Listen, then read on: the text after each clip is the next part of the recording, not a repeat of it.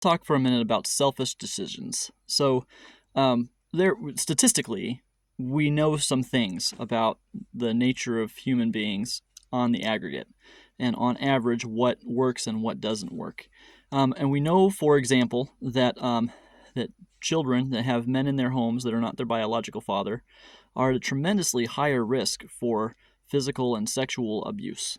Like men whose children they aren't, like, are just a bad match. Like, guys don't, if a man doesn't respect a woman enough to marry her, then any children that she has are also, like, he's not going to respect her enough to take good care of them, and he's not going to respect them enough to take good care of them. That is on average. There are going to be exceptions. They're going to be anecdotal, like, what about this guy? Like, great, yeah, but on average, that's not the guy you're dealing with.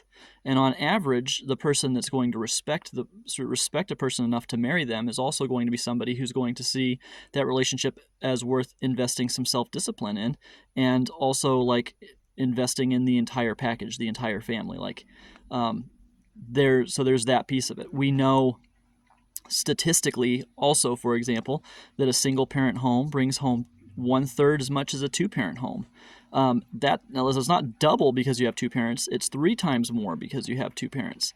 Again, that's on average. And so when we talk about the kinds of lifestyle decisions that we decide to make, right? When we talk about the choices we decide to make, and we are like, oh yeah, just do whatever you want, like do whatever you like. But then the consequence is a society that has to carry the burden of that, and young people who have to carry the traumas and the scars and the difficulties and the setbacks, and the handicaps that come from those selfish decisions on the parts of adults.